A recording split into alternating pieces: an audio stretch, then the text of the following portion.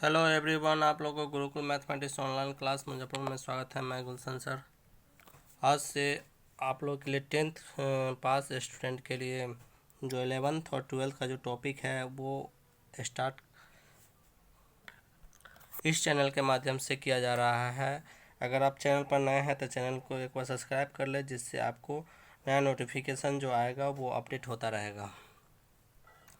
आप लोग को सब लोग को एक प्रॉब्लम आ रहा होगा, लॉकडाउन के कारण कंटिन्यू जो ऑफलाइन का क्लास होता है वो नहीं हो पा रहा है। लेकिन इसमें क्या होता है कि समय तो हमारा निकल रहा है। इसी के उद्देश्य से हम लोग क्या कर रहे हैं कि टेंथ पास स्टूडेंट के लिए 11th का जो टॉपिक है वो मैथ का टॉपिक स्टार्ट कर रहा हूँ, क्योंकि बहुत सारे बच्चे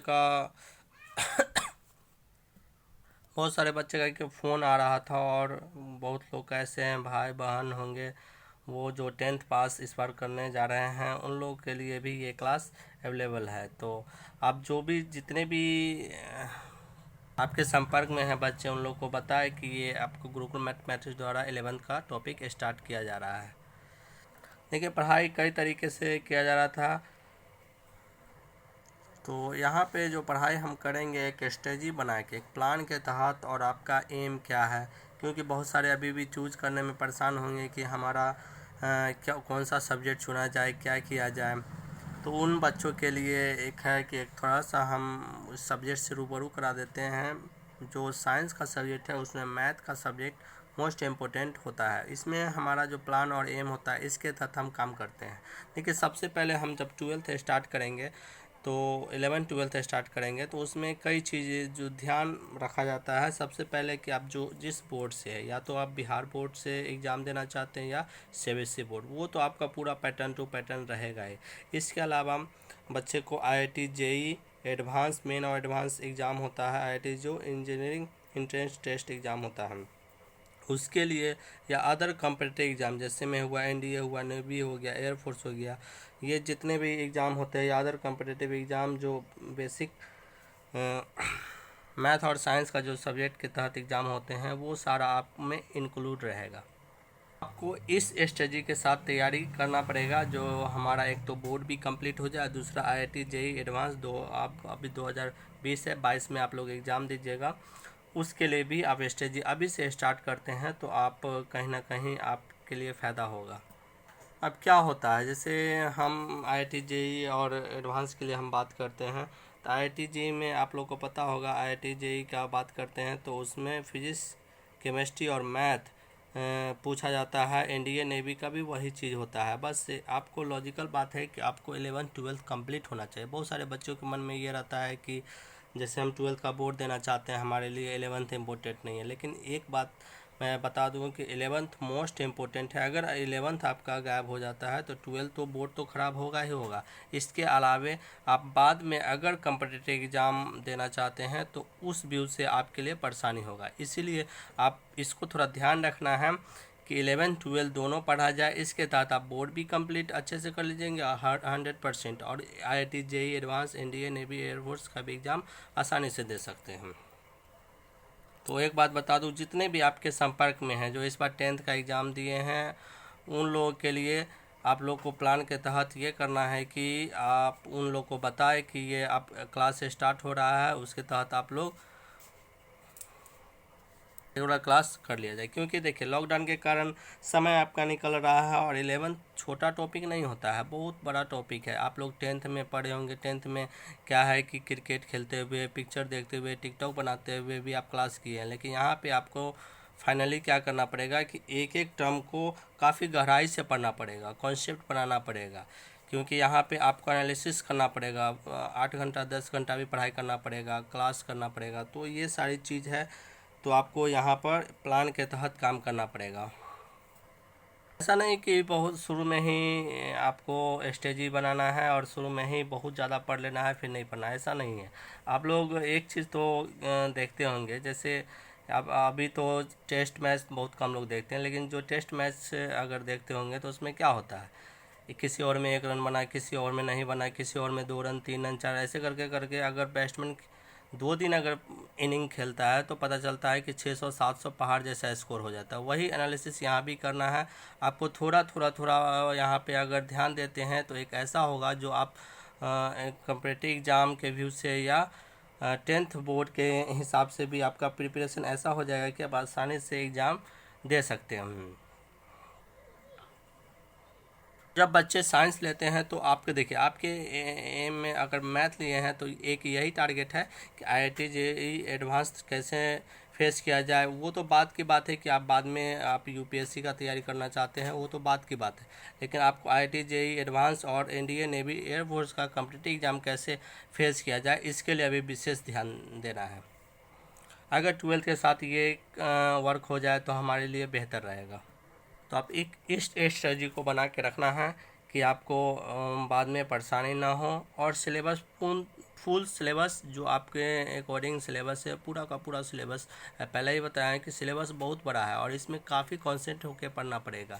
आप पहले ही बता दिए हैं 10th और 12th 11 12th काफ़ी ज़्यादा फ़र्क हो जाता है। क्लियर है। अब दूसरी बात है कि इसमें बहुत सारे बच्चे हैं कि हिंदी मीडियम इंग्लिश मीडियम है, तो एक बात बता दूं, आप लोग कमेंट बॉक्स में कमेंट भी कर सकते हैं कि हिंदी में पढ़ना है या इंग्लिश में, लेकिन एक बात बता दूं कि अगर एग्ज़ाम के व्यू से या आगे आप JEE वगैरह का एग्ज़ाम देना चाहते हैं तो आपके लिए बेहतर रहेगा कि इंग्लिश मीडियम पढ़ा जाए। ऐसे इसलिए कि क्वेश्चन जो इंग्लिश मीडियम में रहते हैं या अच्छे अच्छे जो राइटर का बुक आता है वो इंग्लिश मीडियम में ही मिलेंगे। इसीलिए आप लोग को चॉइस आप लोग को चुनना है। अगर बोर्ड के व्यू से पढ़ते हैं तो हिंदी इंग्लिश से मतलब नहीं है, लेकिन अगर कॉम्पिटिटिव के व्यू से पढ़ते हैं तो आप इंग्लिश मीडियम चुनने में आपको परेशानी। देखिए शुरू में अभी बहुत बच्चे हैं बिहार बोर्ड से हैं, उनको परेशानी होगा, लेकिन आप अगर मुश्किल से 8 से 10 दिन परेशानी झेल लेते हैं तो आप इसी में आप आ जाइएगा। ऐसा नहीं है कि इंग्लिश हमारा कमज़ोर है, हम नहीं, साइंस तो अलग है। साइंस में आप पहले तो रेगुलर क्लास कीजिए, अगर आपको एक एक चीज़ क्लियर होने लगेगा कि इंग्लिश या हिंदी का कोई फ़र्क नहीं पड़ेगा। जो टर्म आएंगे हम इंग्लिश में ही जानेंगे उसका नाम, तो इसका भी हमें ध्यान रखना है। आप देखिए बहुत सारे बच्चे के ध्यान में आता है कि सर बुक कौन सा फॉलो किया जाए। देखिए बुक के लिए आपको सोचना नहीं है, आपको सबसे पहले थियोरिटिकल ऐसा कंसेप्ट क्लियर हो जाना चाहिए कि आप कोई भी रेफरेंस बुक उठाते हैं तो वो क्वेश्चन आप सॉल्व कर सकते हैं। ऐसे अभी जो कॉम्पिटिटिव के व्यू से अगर तैयारी करते हैं तो मार्केट में जो बुक ज़्यादा फ्लो होता है वो KC Sinha, RD Sharma, RS Agarwal, और इसके और बोर्ड के एग्ज़ाम से व्यू से पढ़ना चाहते हैं तो NCERT काफ़ी है, लेकिन NCERT तभी आपका कॉन्सेप्ट क्लियर होगा जब आपका एक रेफरेंस बुक पढ़िएगा। तो KC सिन्हा कोशिश करेंगे KC सिन्हा, लेकिन आप लोग अपने कमेंट में कर सकते हैं कि जो बुक आपको मतलब जिस बुक से चाहिए उस बुक का आप नाम लिख सकते हैं कमेंट बॉक्स में, लेकिन ज़्यादा कोशिश कीजिए कि एक ही तरह का बुक पढ़ा जाए जिससे हमें सिलेबस इन करने में परेशानी ना हो। बस एक ही ध्यान रखना है कि हमें सिलेक्शन कैसे लेना है। जैसे IIT JEE एडवांस का बात किया जाए या किसी भी कॉम्पिटिटिव एग्ज़ाम में बस सिलेक्शन का है। बिहार बोर्ड या CBSE बोर्ड में मार्क्स लाने के लिए तो ज़्यादा सोचना नहीं है, उसके लिए बस आपको कॉन्सेप्ट क्लियर करना है। लेकिन आपको मेन तो जो हम पढ़ेंगे वो इस टारगेट को ध्यान में रख के पढ़ेंगे कि ये एग्ज़ाम कैसे फेस किया जाए। क्लियर है। तो इस क्लास में हम आज का टॉपिक हम जो पढ़ेंगे वो 11th का सिलेबस देखेंगे। 11th का सिलेबस में क्या क्या है वो हम देखेंगे। देखिए 11th का आज हम सिलेबस के बारे में देखेंगे। अगर आप चैनल पे हैं तो चैनल को सब्सक्राइब कर लें। अगर आप वीडियो देख रहे हैं तो वीडियो को ज़्यादा से ज़्यादा शेयर कर दें, जिससे कि दूसरे बच्चे भी इस क्लास से जुड़ जाएंगे, जो उन्हें भी कुछ फ़ायदा होगा। अगर वीडियो आपको पसंद आता है तो वीडियो को लाइक ज़रूर करें। सिलेबस जो है 11th का सिलेबस में है। देखिए पहले हम देख लेते हैं, एक एक टर्म हम समझ लेते हैं कि क्या क्या है। सबसे पहला है सेट्स एंड फंक्शन। थोड़ा सा सेट के बारे में 9th में देखेंगे, समुच्चय जिसको बोलते हैं, फंक्शन फलन बोलते हैं। सेट्स एंड फंक्शन में हमारा कौन कौन है, एक होगा सेट्स होगा, दूसरा रिलेशन होगा, तीसरा फंक्शन होगा। क्लियर है।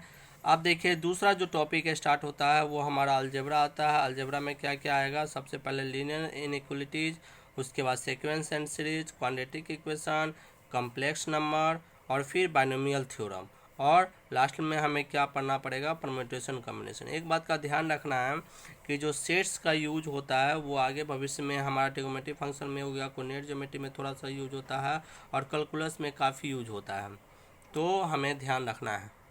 अब देखिए अलजेब्रा का हम बात किए तो अलजेब्रा में जो लीनियर इक्वलिटीज़ बात करते हैं, इस लीनियर इक्वलिटीज़ में इसी में स्ट्रेट लाइन का अपना ग्राफ वगैरह भी पढ़ना है, वो भी देख लेंगे। ये 12th में भी आता है। दूसरा है सेकेंड डेंसिटी, जिसमें AP GP पढ़े होंगे आप लोग। क्वाड्रेटिक इक्वेशन आप लोग 9th-10th में भी थोड़ा सा पढ़े होंगे।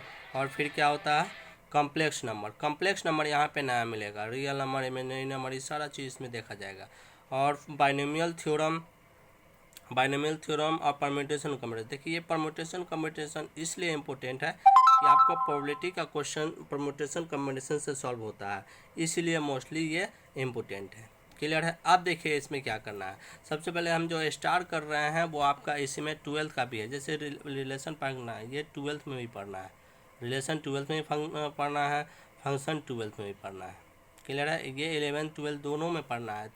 दूसरी बात है कि अगर हम बात करते हैं इसमें तो परम्यूटेशन कॉम्बिनेशन आपका क्लियर होगा तभी प्रोबेबिलिटी होगा, क्योंकि प्रोबेबिलिटी 11th-12th में ही पढ़ना है। क्लियर है। तो अलजेब्रा में इतना टॉपिक पढ़ना है। नेक्स्ट टॉपिक आता है ट्रिग्नोमेट्री फंक्शन। देखिए ट्रिग्नोमेट्री फंक्शन बेसिक आपका ट्रिग्नोमेट्री फंक्शन इसलिए पढ़ना है कि आगे भविष्य में हमें एक 12th में चैप्टर पढ़ना है कैलकुलस बिना इसके संभव नहीं है, क्योंकि कैलकुलस से 50% मार्क्स का 12th बोर्ड एग्जाम में पूछा जाता है और पूरा का पूरा कैलकुलस आपको ट्रिग्नोमेट्री फंक्शन का रूल लगता है, इसलिए ये मोस्ट इम्पोर्टेंट हो जाता है। क्लियर है। अच्छा, इसका बहुत सारा है कि कोऑर्डिनेट ज्योमेट्री में भी इसका यूज होता है। अब हम नेक्स्ट 4th टॉपिक का बात करते हैं कोऑर्डिनेट ज्योमेट्री। देखिए कोऑर्डिनेट ज्योमेट्री में क्या क्या पढ़ना है, थोड़ा सा आप पढ़े होंगे 9th-10th में, लेकिन इसमें गहराई से पढ़ना है, काफ़ी डीप से पढ़ना है। सबसे पहले स्ट्रेट लाइन के बारे में, रेखा के बारे में पढ़ेंगे। फिर वृत्त के, सर्कल, पैराबोला, इलिप्स, हाइपरबोला, और एक नया टर्म आएगा 2D एंड 2 डायमेंशन 3 डायमेंशन। ये हम बात जब इस चैप्टर पाएंगे तो करेंगे। जैसे 2D प्लेन होता है, ये हो गया। 3D का बात करेंगे, इसमें लेंथ, विड्थ और हाइट तीनों रहता है, उसमें क्या होता है 3D का बात करते हैं। क्लियर है। तो ये जो टॉपिक है आपको ये टॉपिक है जो आपको IIT जी और एडवांस के लिए मोस्ट इम्पोर्टेंट है। ये टॉपिक IIT जी और एडवांस के लिए मोस्ट इम्पोर्टेंट है। अगर आप नेवी वगैरह का भी एग्ज़ाम देना चाहते हैं तो इससे भी काफ़ी क्वेश्चन पूछे जाते हैं। अब नेक्स्ट बात करते हैं कैलकुलस के लिए। तो कैलकुलस पहले ही बोले हैं कि ये 12th में आता है, लेकिन थोड़ा सा यहाँ पढ़ना है, लिमिट पढ़ना है, डिफरेंशिएशन पढ़ना है। ये डिफरेंशिएशन का मोस्ट प्रोबेबल है, आपको 12th में पढ़ना है, लेकिन 11th में लिमिट्स थोड़ा सा पढ़ना है। और जब तक लिमिट्स अगर क्लियर नहीं पढ़िएगा तब तक आप लोग को क्या होगा कि कैलकुलस का जो फार्मूला है डिफरेंशिएट का वो ड्राइव नहीं कर पाइएगा। और कैलकुलस मोस्टली इम्पोर्टेंट ये हमारा 12th में ही पढ़ना है। नेक्स्ट है प्रोबेबिलिटी आपको 11th में ही पढ़ना है और 12th में पढ़ना है, दोनों हम एक साथ ही कर लेंगे। तो इसमें बहुत सारा आप चैप्टर देखें, जैसे रिलेशन आया, फंक्शन आया, कैलकुलस आया, प्रोबेबिलिटी आया। ये जितना भी चैप्टर है आपको 11th-12th दोनों में पढ़ना है, इसीलिए हम अभी स्टार्ट जो करेंगे बहुत सारा पार्ट हम 11th में ही ख़त्म कर लेंगे। अब देखिए ये देखने से लग रहा है कि चैप्टर कम है, लेकिन ये चैप्टर बहुत ज़्यादा है, इसीलिए आपको एक एक चीज़ कॉन्सेप्ट क्लियर करके आपको पढ़ना पड़ेगा, जिससे आपको क्या हो टाइम भी आपका अभी अगर स्टार्ट नहीं हो पाता है, जैसे अब लॉकडाउन के कारण अभी क्लास स्टार्ट नहीं होगा तो आपको मोस्टली क्या होगा, काफ़ी परेशानी होगा और सब सिलेबस भी आपका आगे नहीं बढ़ पाएगा। इसके लिए आपको क्या होगा, अभी से ही क्लास स्टार्ट करना और रेगुलर क्लास करना होगा, क्योंकि टाइम तो निकलता जा रहा है। आप ये थोड़ी है ये हॉलीडे, कोई हॉलीडे नहीं है, लॉकडाउन आपका कोई हॉलीडे नहीं है, ये तो आपका टाइम निकल ही रहा है। इसके लिए आपको पहले से स्टेज में, बहुत सारे बच्चों को अभी भी है कि 10th का रिजल्ट के बाद है, लेकिन 10th का बिहार बोर्ड का तो 2-3 दिन में रिजल्ट आ ही जाएगा, और उसके बाद क्या होगा CBSE बोर्ड का भी एक आध सप्ताह में रिजल्ट आ जाएगा। तो इसके लिए आप अभी से है कि सिंसियर हो जाइए और क्लास को रेगुलर इंटरवल पर करना है। एक बार फिर से बता दूं कि जिनके भी मतलब जान पहचान के जो इस पर 10th एग्ज़ाम दिए हैं उसको आप शेयर कर दीजिए, जिससे आप उनको कंटिन्यू आपके इस चैनल पर कंटिन्यू क्लास अपडेट नोटिफिकेशन आता रहेगा और आप क्लास करने में परेशानी नहीं होगा। तो आज की क्लास में इतना ही। Okay, bye bye, take care, thank you.